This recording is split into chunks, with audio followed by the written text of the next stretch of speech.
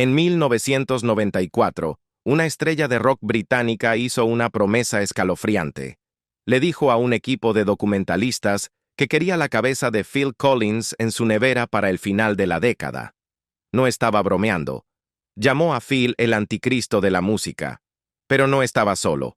Un ícono del grunge dijo que solo usaría T-Dye si estaba teñido con la orina de Phil. Un juez de reality shows fue llamado cruel por Phil. Incluso su héroe de la infancia lo humilló en público. El hombre que vendió 150 millones de álbumes se convirtió de alguna manera en el músico más odiado del mundo. Phil Collins nació el 30 de enero de 1951 en Chiswick, West London. Su madre, June, trabajaba como agente teatral. Su padre, Granville, era un hombre de seguros. Esa mezcla de creatividad y estructura moldeó a Phil desde el principio. El trabajo de su madre significaba que las conversaciones sobre el mundo del espectáculo eran normales en casa. Actores, horarios de escenarios y actuaciones eran parte de la conversación en la cena. Creció escuchando cómo funcionaba el negocio entre bastidores, cómo tratar con agentes, cómo detectar un buen trato, cómo manejar una multitud. Sin saberlo, Phil estaba recibiendo una educación tras bastidores en el entretenimiento antes de que pudiera escribir una oración completa. Luego, con solo 5 años, algo hizo clic.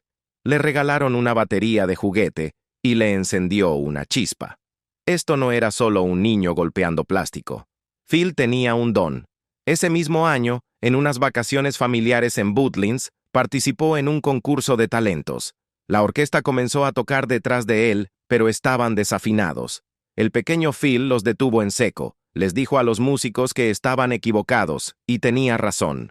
Un niño de 5 años corrigiendo a adultos entrenados. La audiencia no podía creerlo, pero eso mostró algo importante. Phil no solo escuchaba música, la entendía. Su afinación, ritmo y valentía se destacaron, y desde ese día, nadie a su alrededor lo vio de la misma manera. A principios de su adolescencia, Phil ya actuaba frente a grandes multitudes. Interpretó a Artful Dodger en la producción teatral londinense de Oliver, un papel difícil que requería tanto encanto como descaro. También apareció como extra en A Hard Day's Night de los Beatles en 1964. Más tarde, filmó escenas para Chitty Chitty Bang Bang, pero fueron cortadas.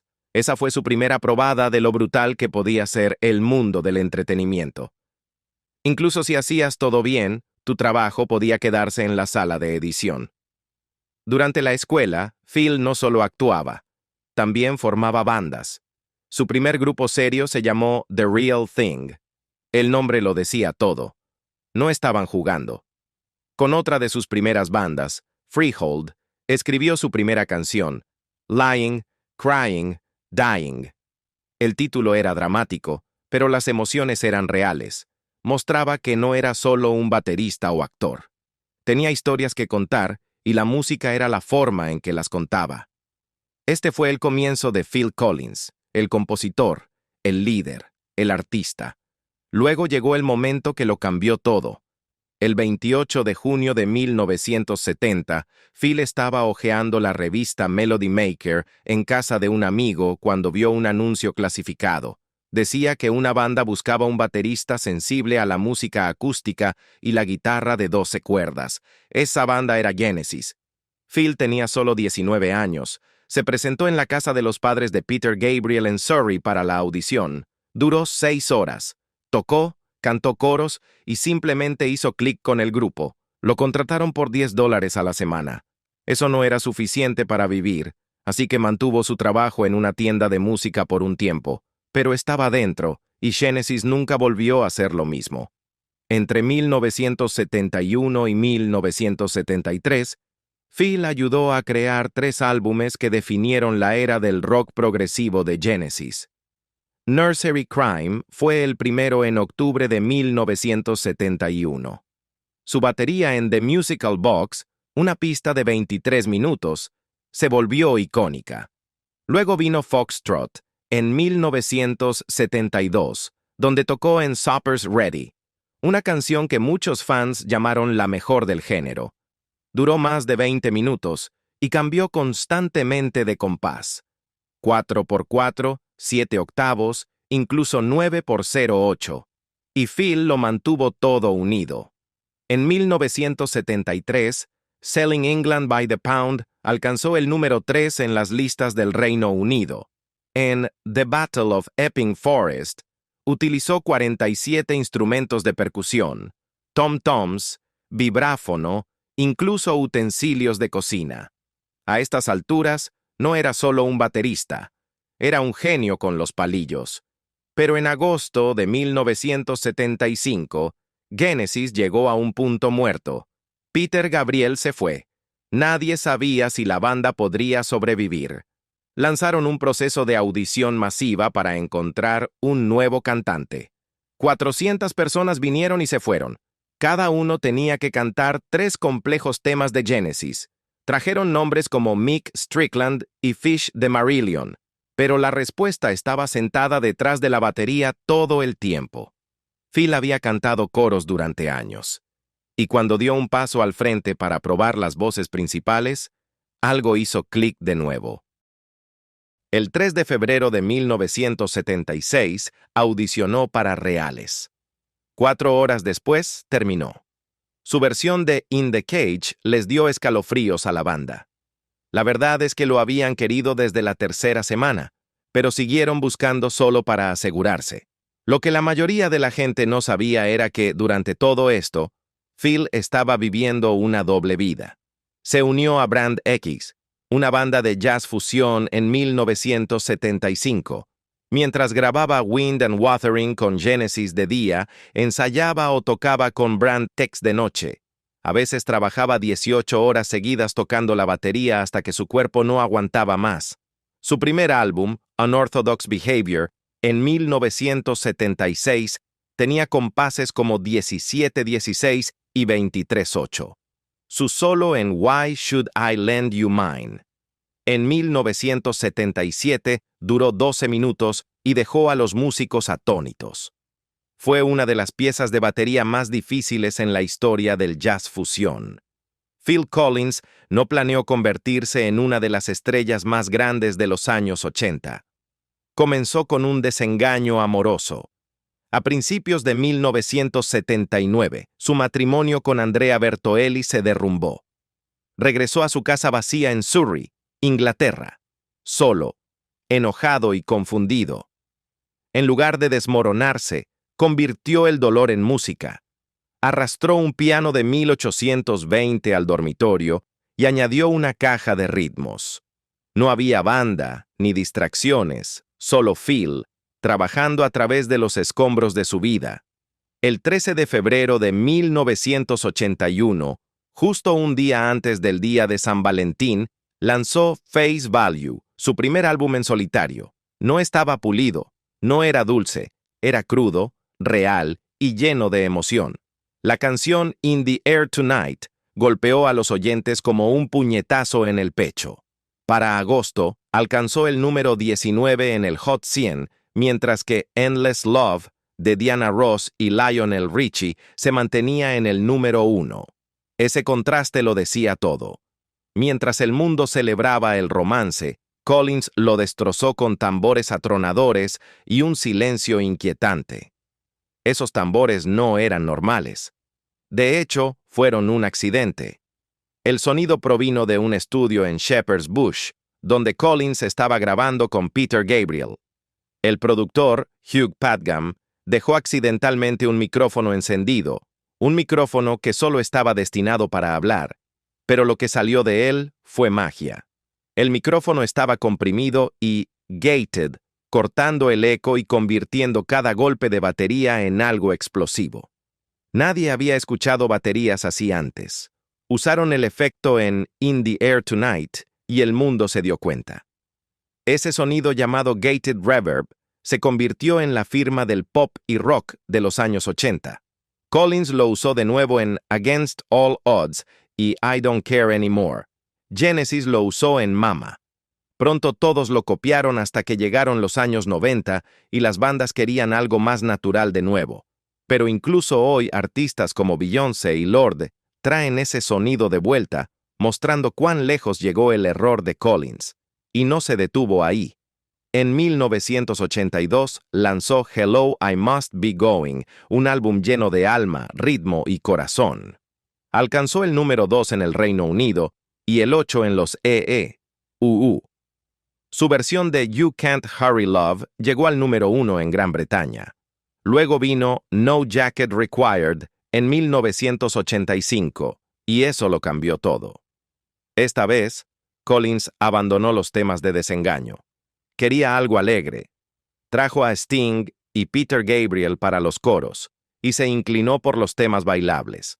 El álbum encabezó las listas durante 5 semanas en el Reino Unido y 7 semanas en los UU. Vendió más de 12 millones de copias en América y ganó 3 premios Grammy, incluido el de Álbum del Año.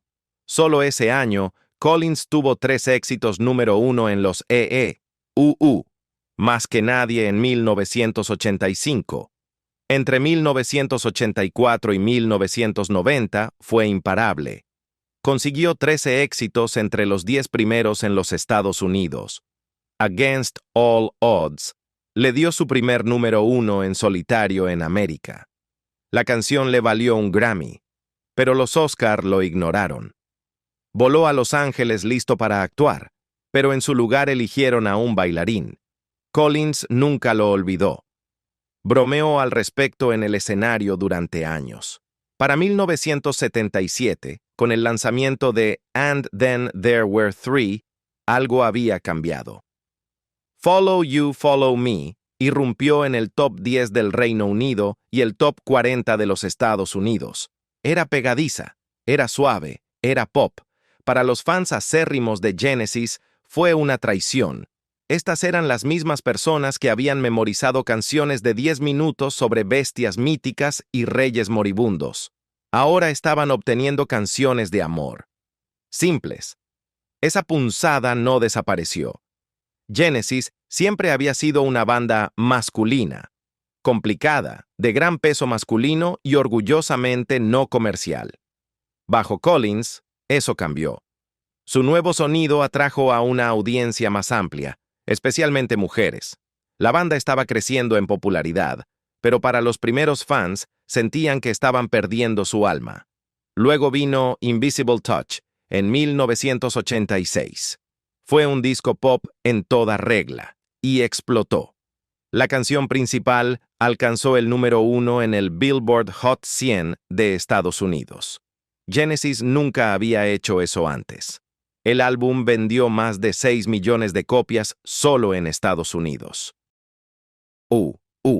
Otras 1.200.000 en el Reino Unido. 5 sencillos de ese álbum llegaron al top 5 en América. 5. Land of Confusion, Throwing It All Away, In Too Deep, Tonight, Tonight, Tonight. Todos monstruos de las listas. Collins admitió más tarde que la canción principal se inspiró en The Glamorous Life de Sheila E. Quería escribir su propia versión. Curiosamente, la pista surgió de una sesión de improvisación. Solo la banda divirtiéndose. Esa canción se convirtió en la favorita personal de Collins. Mike Rutherford la llamó una canción maravillosa. Divertida de tocar. Los fans estaban divididos, pero los números no mentían. El 19 de julio de 1986, Invisible Touch estaba en el número 1. Justo detrás, en el número 2, Sledgehammer, de Peter Gabriel. Una banda, 2 vocalistas, uno tras otro en las listas. Parecía que el pasado y el presente de Genesis estaban luchando. El pasado no ganó, pero el éxito tiene un precio. A mediados de los 80, Phil Collins se había vuelto más grande que Genesis. Su debut en solitario, Face Value, encabezó las listas del Reino Unido durante 3 semanas y alcanzó el número 7 en los In the Air Tonight se convirtió en un éxito mundial. Esa escalofriante interrupción de batería, icónica. Luego vinieron más álbumes. Hello, I Must Be Going, No Jacket Required. En serio, todos multiplatino. No Jacket Required tuvo 4 éxitos top 10, incluyendo 2 número 1. No solo le iba bien, estaba dominando. Para finales de la década, Collins tenía más sencillos en el top 40 de E.E.U. que cualquier otra persona. Cuando Genesis se reunió a finales de 1985 para hacer Invisible Touch, Collins tuvo que asegurar a los demás que no se iba. Estoy contento con lo que estamos haciendo ahora, dijo, pero todos sabían que no podía durar para siempre. En 1996, Collins finalmente se fue. Mike Rutherford admitió más tarde que la sorpresa fue que se quedó tanto tiempo como lo hizo. No todos amaron el éxito. De hecho, mucha gente lo odió. Collins se convirtió en el chico del cartel de haberse vendido. No solo cruzó al mainstream, lo dominó. La gente empezó a cansarse de él. Para 2010, admitió. Lamento que todo fuera tan exitoso. Honestamente, no quise que sucediera así. El odio tampoco fue sutil. En American Psycho, Patrick Bateman despotrica sobre Phil Collins antes de matar a alguien. El mensaje era claro. Collins se había convertido en un símbolo de todo lo que la gente odiaba del pop de los 80. Incluso South Park se unió, burlándose de él como una estrella acabada que solo era disfrutable si estabas medicado. Phil Collins creció idolatrando a los Beatles, así que cuando finalmente conoció a Paul McCartney en el Palacio de Buckingham en 2002, trajo algo especial. Una primera edición de la biografía de los Beatles, esperando una firma. Pero en lugar de calidez, McCartney sonrió con suficiencia y le dijo a su esposa, «Oh, Heather, nuestro pequeño Phil es un poco fan de los Beatles». Esa única frase golpeó como una bofetada. Collins quedó aturdido, no se sintió como una broma. Sintió que se estaban burlando de él por simplemente admirar a alguien a quien había escuchado desde niño. Años después, admitió que nunca olvidó ese momento. En sus palabras, tú, se enconó. Collins dijo más tarde que McCartney tenía un complejo de superioridad. Cuando McCartney finalmente se puso en contacto, no fue realmente una disculpa. Collins dijo que se sintió más como «sigamos adelante». Pero para él, ese comentario había persistido demasiado tiempo. No solo estaba amargado, estaba herido. Y cuando estás en un negocio donde el ego es moneda, incluso un pequeño comentario puede convertirse en una disputa de años.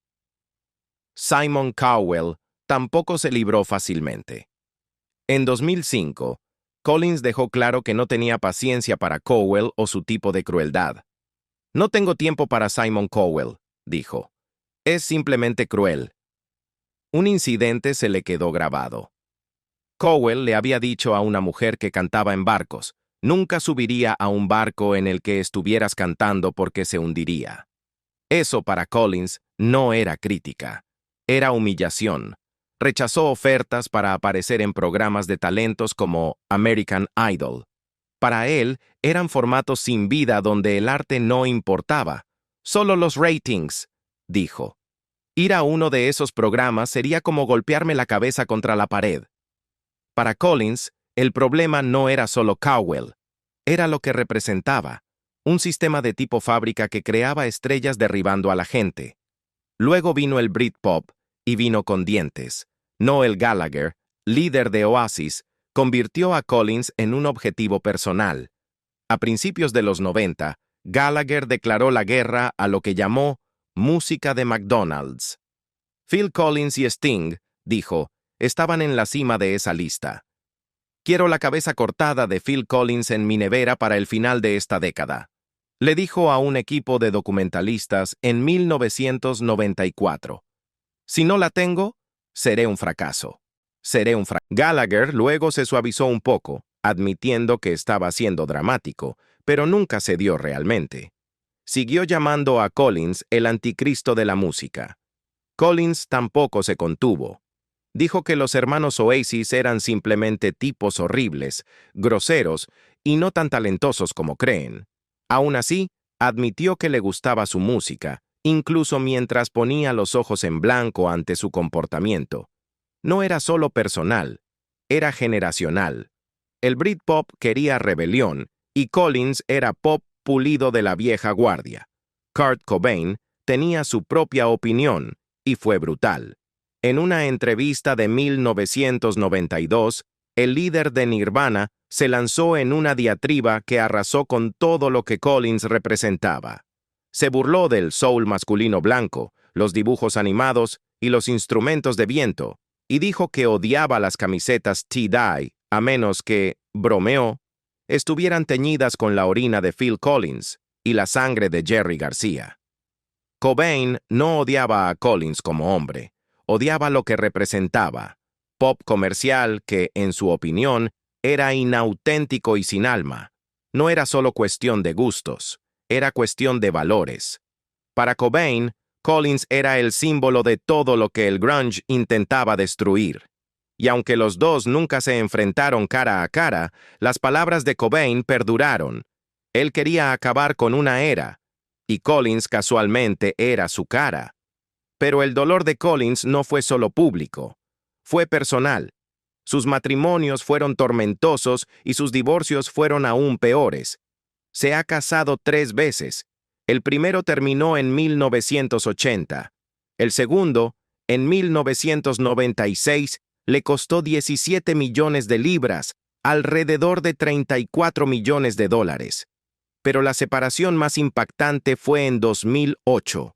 Su divorcio de Orion Cevey le costó 46.76 millones de libras esterlinas.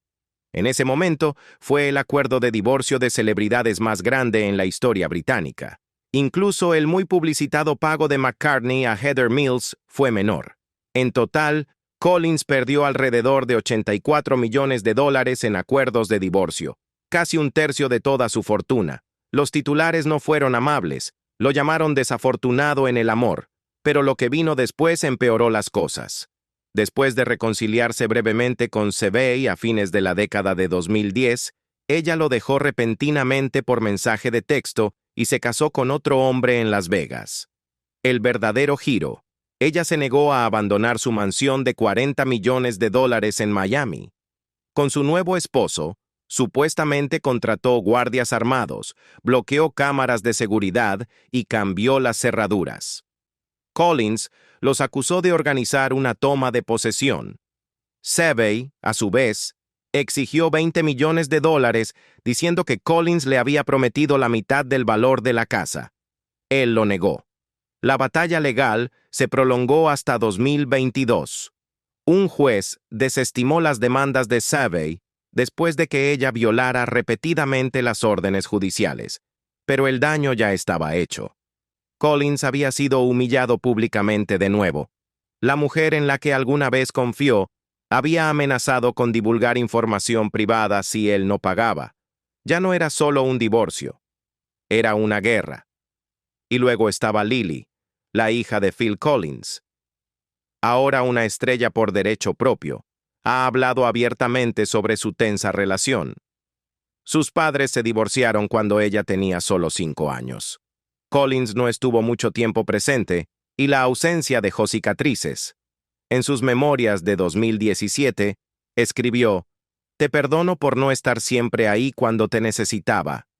Habló sobre la inseguridad, el trastorno alimenticio y el vacío emocional dejado por el silencio de su padre. Puede que todavía estuviera vivo, pero la mayor parte del tiempo sentí como si se hubiera ido por completo. Fue crudo, doloroso, pero fue honesto, y con el tiempo comenzaron a reconstruir. Lily estuvo al lado de su padre en su último concierto de Genesis. Lo llamó su héroe, pero el camino de regreso fue largo, y todavía lleva el peso de lo que se perdió. Detrás de todo esto, detrás de la fama, la fortuna, los rencores y los chismes, había un hombre luchando por mantenerse en pie. Después de su tercer divorcio, Collins se desmoronó.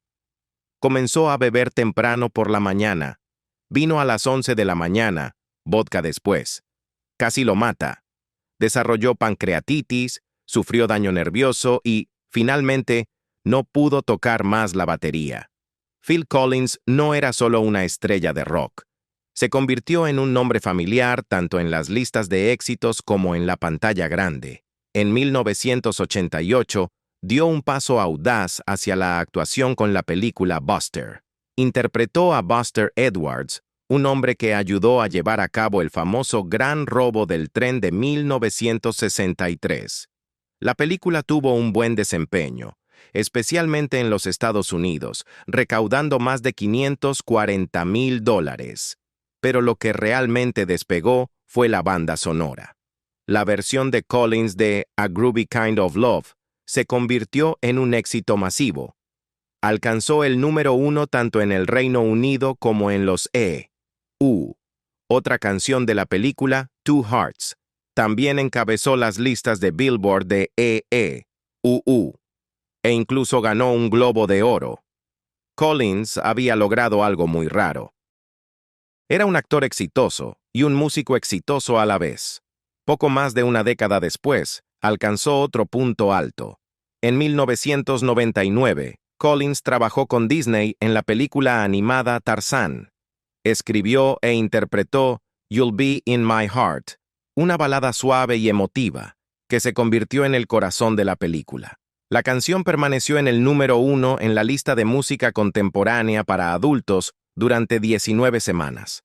En 2000, le valió un Oscar a la mejor canción original. Lo que lo hizo aún más impresionante fue que no solo la grabó en inglés. Collins cantó la canción él mismo en francés, alemán, italiano y español. Eso ayudó a que la banda sonora de Tarzán se convirtiera en un éxito mundial, vendiendo más de 2,5 millones de copias solo en EU. A estas alturas, había logrado algo que muy pocos logran: ganar un Grammy, un Oscar y un Globo de Oro. Pero Collins no se detuvo en los papeles protagónicos o los grandes premios. Le encantaba sorprender a la gente. En 1985, apareció en Miami Vice como un estafador llamativo. Los fans no esperaban ver a una leyenda del rock en un drama criminal, pero lo hizo perfectamente. Unos años más tarde, hizo una rápida aparición en Hook de Spielberg como inspector de policía. Fue breve pero divertida, y en 1993 tomó un giro más oscuro en And the Band Played On, una película sobre la crisis del SIDA. Interpretó al dueño de una casa de baños de San Francisco, un papel que demostró que no le temía a temas serios o controvertidos. Estas apariciones demostraron que Collins no solo estaba incursionando en la actuación, era verdaderamente versátil, moviéndose entre la comedia, el drama y todo lo demás. Incluso cuando no estaba frente a la cámara, su música seguía resonando en el cine y la televisión. En 2003, escribió Look Through My Eyes y Welcome para Brother Bear de Disney. La banda sonora obtuvo una nominación al Grammy y vendió más de 500,000 de copias en EU.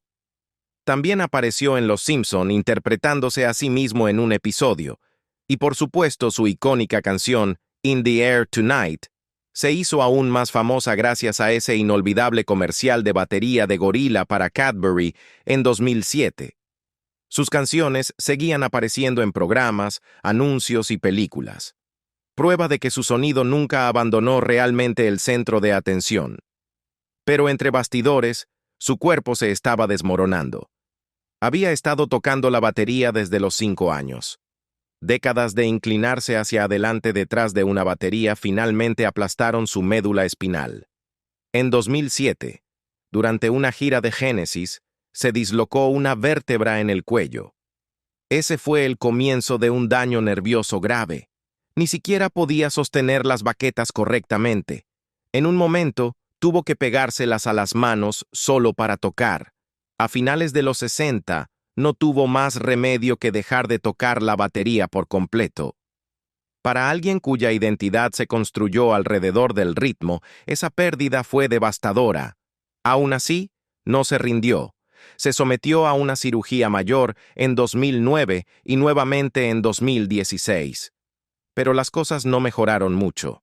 Desarrolló pie caído, una condición que dificultaba caminar. Tuvo que usar un bastón. En 2019, incluso se cayó de una silla hacia atrás durante un concierto. Sin embargo, siguió adelante. Se adaptó. comenzó a actuar sentado. Los fans quedaron asombrados al verlo así. Tan diferente del hombre enérgico que recordaban, pero su voz seguía ahí y también su pasión. En 2020, Genesis se reunió de nuevo. Habían pasado 13 años desde su última gira. Esta vez se llamó The Last Domino y se realizó por Europa y América del Norte. Hubo 47 espectáculos desde finales de 2021 hasta principios de 2022. Su hijo Nick tomó la batería mientras Phil se concentraba en las voces. Fue su última gira. Phil anunció que había terminado. La pandemia causó retrasos, pero terminaron lo que comenzaron. Ver a Collins en el escenario de nuevo, a pesar de todo, fue emotivo. Los fans sabían que estaban presenciando el final de una era y de un hombre que se negaba a rendirse. En 2016, publicó sus memorias, Not Dead Yet. El título lo decía todo. En el libro habló de todo: su salud, sus divorcios, sus arrepentimientos y su batalla contra el alcohol. Se había casado 3 veces. Después de que su tercera esposa lo dejó, se descontroló. Bebió mucho. Sintió que lo había perdido todo: su música, su familia y su propósito. El libro no ocultó nada de eso. Fue brutalmente honesto sobre tocar fondo. Pero también dejó claro que no había terminado.